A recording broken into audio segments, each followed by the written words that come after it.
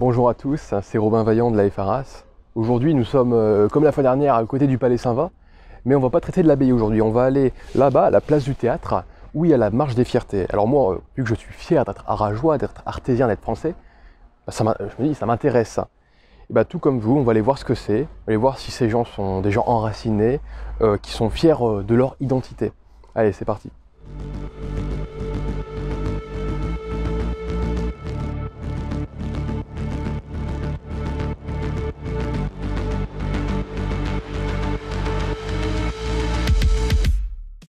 Alors voilà, on arrive sur le cortège. Bon, apparemment il n'y a pas de drapeau artésien, je pense qu'on s'est trompé de manif ou encore ce genre. Bonjour. Ah, merci beaucoup. Voilà, j'ai eu mon petit drapeau, donc ça y est, je suis officiellement admis. Et ce qu'on voit tout de suite, c'est apparemment, il y a une petite foule, il faut le dire. Voilà, un camion avec une banderole, on voit des LGBT en train de célébrer l'amour avec des musulmans, des noirs, enfin des gens tolérants avec l'homosexualité, nous savons. Et donc voilà, on peut contempler un cortège, il doit y avoir plusieurs centaines de personnes, donc de tout type, de tout genre, .E.S.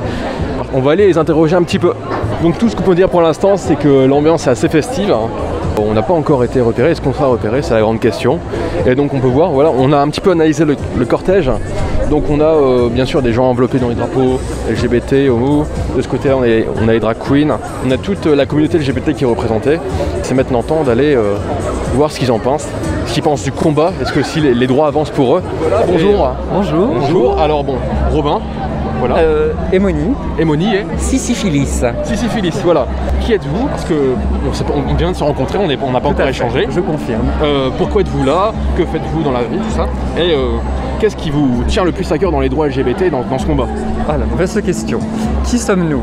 Nous sommes les Sœurs de la Perpétuelle Indulgence. Ouais. C'est un mouvement international qui est né à San Francisco, en l'an 10 après Stonewall, en 1979, n'est-ce pas? Et nous sommes en mission de Saint-Hilarité pour promulguer la joie universelle, lutter, expier la honte culpabilisatrice, faire de la prévention contre le sida, les IST, et d'une façon générale, veiller sur notre communauté comme elle a su veiller sur nous. D'accord. Vous avez quelque chose à dire peut-être? Non, ça très bien. Donc est-ce que vous identifiez un mouvement LGBT particulier? Parce qu'on sait qu'il y a plein de choses, c'est très varié, il y a beaucoup de diversité dans ce monde. Alors chez les Sœurs, nous avons de multiples vœux, notamment le vœu de paix entre les communautés. Donc plutôt que de s'identifier à une communauté, on essaye d'être là pour très humblement maintenir un esprit de famille choisie, de famille retrouvée. Par communauté, vous entendez des communautés de peuple, de religion, de tout en fait? Comment est-ce qu'on définit les communautés? Alors, à la base, c'est essentiellement la communauté LGBT et puis le mouvement des Sœurs s'est beaucoup articulé dans ses débuts autour de la lutte contre le sida. Donc il y avait aussi beaucoup cette communauté exclue des malades du sida. Après, ça prend une dimension beaucoup plus vaste et ça dépend aussi de l'implantation des couvents dans la société civile.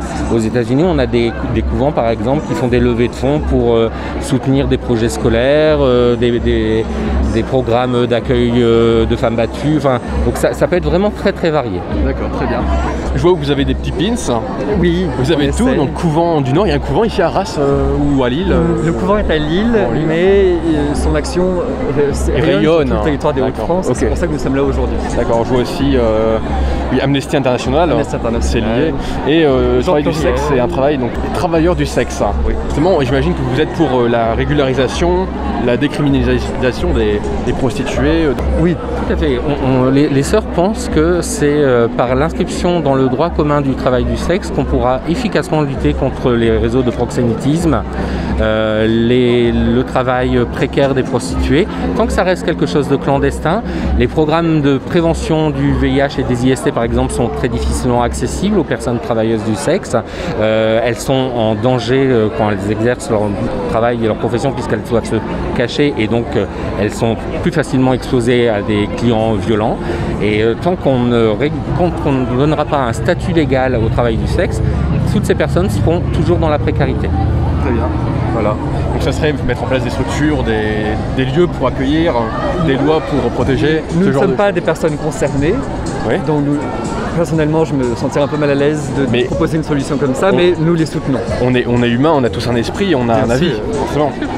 Donc, on pense aussi que c'est très important de laisser la parole aux personnes concernées. Et les travailleurs et travailleuses du sexe s'organisent aussi. Il y a un syndicat qui s'appelle le STRAS, le syndicat du travail sexuel. Et c'est vraiment important que ce syndicat et ses revendications puissent être entendues au niveau professionnel. Voilà. Très bien, merci beaucoup. Merci à vous, ça fut un plaisir. Bon cortège. Également. Merci. Merci. Bonjour, je suis aujourd'hui avec monsieur, alors j'ai pas encore votre nom parce qu'on vient de se rencontrer. Sylvain de l'association Handi-Move et du collectif Handi-Action, avec mon collègue Louis Crépi, cofondateur de l'association Handi-Move également. Voilà, bon, je me présente, Robin. Oui. Première question qui me vient à l'esprit, c'est que vous êtes handicapé et vous êtes là à la marche des fiertés. Quel lien on peut faire entre handicap et droit LGBT ? Parce qu'une personne handicapée peut être concernée par le milieu LGBTQIF, plus sur l'homosexualité et puis aussi également sur l'handicap. Et du coup, il y a deux discriminations, il y a l'handiphobie plus l'homophobie. Alors du coup, il y a double discrimination et justement, on est là pour combattre cela. Depuis plus de 10 ans, depuis 8 ans sur Arras, on vient de Lille, on est une association lilloise et du coup on vient chaque année pour revendiquer les droits de l'handicap LGBTQIF et pour aussi l'acceptation et l'intégration des personnes en situation de handicap LGBTQIF dans l'acceptation des lieux culturels, les associations, les bars, les restaurants, les discothèques, pour accueillir aussi les personnes en situation de handicap, parce qu'on est comme des personnes à part entière et on peut aussi avoir du plaisir comme tout le monde, à pouvoir sortir comme tout le monde, mais bien sûr il faut avoir des lieux adaptés pour recevoir les personnes en situation de handicap, comme nous en fauteuil roulant, et c'est pour ça qu'on milite pour que les lieux commerciaux soient aussi également adaptés pour pouvoir accéder comme tout le monde. Voilà. Très bien. Est-ce que vous pensez que votre lutte avance en termes de handicap ou de droits LGBT? Est-ce que vous-même vous êtes homosexuel ou vous êtes non hétéro, vous n'êtes non binaire, ou comment vous identifiez-vous? Je préfère pas dire, mais comme vous voulez. Les militants dedans, on milite toutes les orientations sexuelles concernant le milieu LGBTQIF. Alors voilà, parce qu'on n'est pas forcément une association spécialisée dedans, mais on a une section handicap et LGBTQIF. Et notre collectif Handi-Action, là c'est plutôt c'est plutôt LGBTQIF, parce que c'est une page Facebook pour récolter les témoignages de chacun dans ce milieu-là, sur le milieu LGBTQIF, et puis aussi sur l'accessibilité par rapport à l'handiphobie. Voilà. Et du coup, mais ça a été créé dans un but précis au niveau des discriminations que j'avais eues sur Marseille lors d'un festival à Marseille. Voilà. Et du coup, c'est comme ça que j'ai créé ce collectif Handi-Action. Avec l'association Handi-Move, bien sûr, on est ensemble en partenariat. Et puis voilà. Et j'ai une dernière question, moi, qui m'intéresse. Je suis un grand sportif, oui. Et je fais normalement du basketball, et il y a pas mal de sections de handi-basket qui se mettent en place. Est-ce que du point de vue des sports accessibles aux handicapés, est-ce qu'on peut tout faire, ou est-ce que malheureusement il y a des limites? Maintenant, il y a de plus en plus de... on n'est pas spécialisé dans le sport, mais je sais que maintenant, il y a beaucoup de sports adaptés, plus qu'avant, dans pratiquement plein de domaines, parce que dans le comment ça s'appelle, handisport, quand il y a les Olympiques handisport, il y a beaucoup de représentants dans chaque domaine du sport, et après je ne peux pas trop détailler dedans parce que c'est pas moi-même sportif, alors c'est un peu plus compliqué, mais il y a aussi bien pour le ski, il y a aussi bien le basket, il me semble, il y a aussi bien, maintenant il y a du foot fauteuil, j'avais déjà vu, oui. Voilà, il y a plein de sports adaptés, ouais. Voilà. Merci beaucoup. De rien. Et bon cortège. Ouais. Vous voulez Nordine, donne un autocollant s'il te plaît. Ah, un autocollant. Avec les coordonnées. Parfait. Pas d'animosité présente, en tout cas pas encore. Et on me donne même des petits drapeaux, des petits liens, voilà, pour lutter pour l'intersectionnalité des combats. Pour ceux qui ne savent pas, l'intersectionnalité des luttes, ça consiste justement à mélanger les luttes d'oppressés, donc faut voir qu'on parle de la dialectique marxiste, pas entre bourgeois ou prolétaires, mais entre oppresseurs et oppressés, et justement qui va regrouper les droits LGBT, là on l'a vu, le handicap, mais aussi les luttes ethniques, et notamment vous voyez très bien cet autocollant Black Lives Matter qui mélange le poing et le drapeau LGBT. Donc on est vraiment au cœur des luttes progressistes ici à Arras, et c'est justement ici tout l'intérêt de ces rencontres, de justement comprendre quels combats sont menés ici, et surtout d'analyser, de décrypter et de voir dans quelle logique les gens s'imbriquent. Bon, je suis avec Taiko, bonjour. Bonjour, ça va? Et bah justement, je te pose la question, ouais. Pourquoi es-tu là? Est-ce que tu identifies un camp spécial, à une parcelle spéciale du mouvement LGBT? Moi je suis là par solidarité pour la marche de la Gay Pride, et puis après un moment ici où on a été avec le Covid pas pu l'année dernière le faire. Ouais. Moi je représente la communauté fétiche et pupi. Alors, qu'est-ce que c'est? Je suis en masque de pupi et de masque de chien. Ouais. Du coup on s'amuse en cosplay. Du coup, ah oui, oui. Et je suis venu avec ma petite famille, voilà. D'accord, très bien. Vous pouvez montrer le drapeau? Hop, voilà. Voilà, avec un bel os. Et donc, quelles sont les revendications de ce mouvement-là? Aujourd'hui? Oui, oui. Écoutez, ou même hier. Le droit à la différence, ouais. Le droit à être parent, homoparental et sans discrimination aujourd'hui. D'accord, voilà. Très bien. Pour moi, c'est ça. Et au niveau des droits, est-ce que ça avance pour vous? Ça avance, mais très lentement. Très lentement. Est-ce que vous ne pensez pas que d'ici les prochaines années, vu la dynamique que ça prend, vous allez gagner? Non, c'est jamais une cause gagnée d'avance. D'accord. Parce qu'il y aura toujours des droits à avoir et on devra toujours montrer à la différence. Très bien. Voilà. Est-ce que vous identifiez à un genre?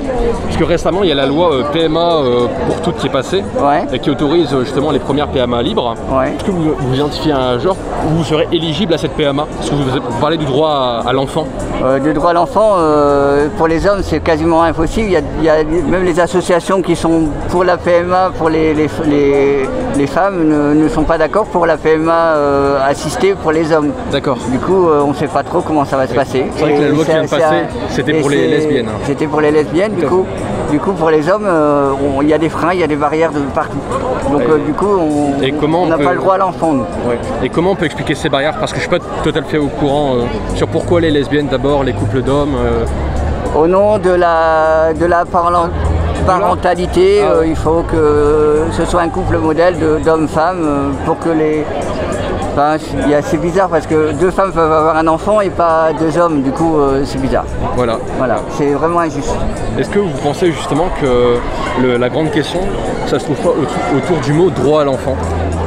Le droit à l'enfant, il n'existe pas, puisque l'enfant, dans les statuts aujourd'hui sociaux en France, il a son mot à dire, mais il est quand même limité. Du coup, économiquement même, un enfant il n'existe pas. Du coup, socialement, il existe, mais il existe en tant qu'humain et naissant dans la société, citoyen naissant. Du coup, il a sa place quasiment nulle part aujourd'hui dans la société. Et nous, en tant que parents, moi je suis papa, je suis venu avec ma fille aujourd'hui. Elle a sa place parce qu'elle a 19 ans. Voilà. D'accord, très bien. Voilà. Merci beaucoup. Et bon cortège. Merci beaucoup. Alors on s'est mis un peu à l'ombre parce que c'est une véritable fournaise ici. Et on sort de l'interview justement sur la question des droits à l'enfant. La question n'a pas été comprise. J'ai demandé est-ce que la question ne concerne pas plutôt le droit à l'enfant? Et lui il a compris droit de l'enfant. Et il nous a expliqué quelque chose comme quoi l'enfant existe peut-être par des droits mais n'existe pas économiquement et de façon formelle avant un certain âge. Nous sommes ravis de voir des Maurrassiens à cette manifestation puisque vous allez voir mes idées politiques, le tout début, le petit poussin brise sa coquille, qui explique justement par une métaphore sublime que la vie naît des inégalités et que justement comme la vie naît de l'inégalité et que là on a un combat pour l'égalité, et c'est l'un des grands contresens du mouvement. Bonjour. Bonjour. Bonjour. Alors on a été attiré par votre pancarte. Oui. On n'est pas encore allé voir les lesbiennes pour l'instant. Okay. Et donc je vais la lire. Alors la rage aux lesbiennes, PMA pour toute S, extrémiste et radicale, la peur doit changer de camp. Alors, qu'est-ce que ça signifie? Qu'est-ce que ça signifie? Ça signifie qu'en fait on réclame nos droits. Ça signifie qu'on réclame nos droits, les droits dont on devrait en fait déjà avoir acquis.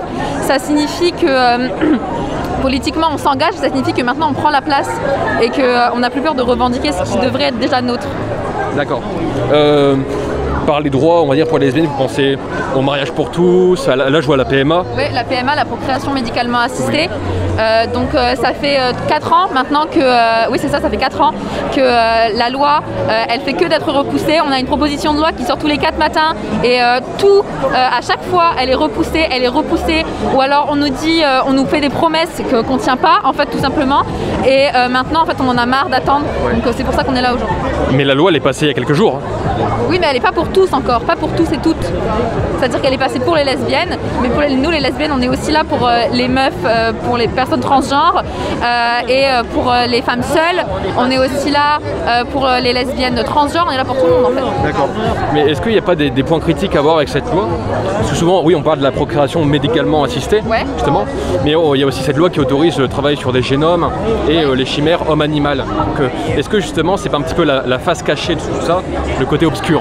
Non, c'est pas la question. Nous, ce dont on parle, c'est la PMA. Il n'y a pas question de... Ouais, c'est que la loi qui est passée, malheureusement, elle autorise faire des chimères homme-animal sur les génomes, hein, pas encore en chair et en os. Est-ce que justement, c'est pas un angle qui peut arriver sur vous et qui peut décrédibiliser votre combat? Non, moi je pense qu'il n'y a rien qui décrédibilisera notre combat. Notre combat, c'est nous qui le menons. C'est pas aux autres d'en parler, c'est pas aux politiques d'en parler, c'est à nous d'en parler. C'est nous qui portons le message. D'accord. Parce que je vois que vous êtes radical, ouais, et si on veut gagner un combat, il faut être radical. Ça, on est d'accord. Voilà, c'est ça. Voilà. Bonjour. Bonjour. Voilà, Robin. Camille. On vient de se parler, Camille, Lolita. Première question, on vient d'en parler un petit peu hors caméra. Qui êtes-vous? Un être humain. Connaissez-vous vous-même? La grande formule, c'était connais-toi toi-même. Vite fait. Vous avez déjà une piste? Une piste, ouais. Quelle est-elle? Personnellement, bigenre, bisexuelle et polyamoureuse. Ouais. Mais encore, c'est une piste, ça peut changer. Fais gaffe, le vent essaye de te voler. Le vent est gay. Et c'est tout. C'est déjà pas mal. Oui. Mais bon, ça part un peu dans tous les sens. Je suis à genre et lesbienne. D'accord. Et toi? Je suis lesbienne. Voilà. Donc j'imagine que la question du genre, ça vous tient à cœur. Quelque chose d'assez charnel chez vous. Oui. J'imagine aussi que c'est le fond de votre combat. Justement, votre identité de genre, votre expression de genre, etc. Est-ce que vous pensez que les choses avancent pour vous actuellement? Oui. On a eu la loi qui a été votée pour la PMA pour oui, toutes. Est-ce que vous pensez que c'est une victoire? Oui, après on sait que ça avance lentement, mais c'est... Oui, mais en tout cas on sait que ça va avancer et qu'il y a... Enfin on espère qu'il y a peu de chances que ça recule, quoi. Qu'on revienne au Moyen-Âge avec brûlons-les tous. Mais justement, vous posez un point, je pense, très intéressant sur la question, c'est que le combat avance. Et est-ce que vous pensez pas que... Bon, je remonte un petit peu avant, peut-être que vous n'étiez pas né, le Pax, bon là on était né, le mariage homosexuel. Est-ce que vous pensez pas que justement là on connaît une ligne historique qui est juste celle des petites victoires petit à petit pour les LGBT et pourquoi pas penser dans quelques années que la GPA arrivera ou ce genre de choses là? Vous y croyez justement à cette tendance de l'histoire? Oui, on veut tous y croire, je suppose. Y croire, oui, vous avez le cœur, mais est-ce que vous pensez que ça va arriver parce que vous êtes en train de gagner? Oui, je vois juste que les gens qui veulent avancer, vraiment réfléchir, se poser des questions sur le monde, vont réussir à le faire avancer. Puis les autres qui veulent que ça reste comme ils sont, vont juste se faire dépasser par tout le reste. Parce qu'il faut juste accepter que la société va changer au fur et à mesure du temps. Et que donc ceux qui veulent rester aux traditions et rien qu'aux traditions vont juste se retrouver dépassés et en arrière. Et donc ils vont certainement être dans une société où les choix vont pas être... où les opinions vont pas être les mêmes qu'eux, mais c'est justement de leur faute puisqu'ils ont refusé d'avancer. C'est le progressisme. Hein. Oui.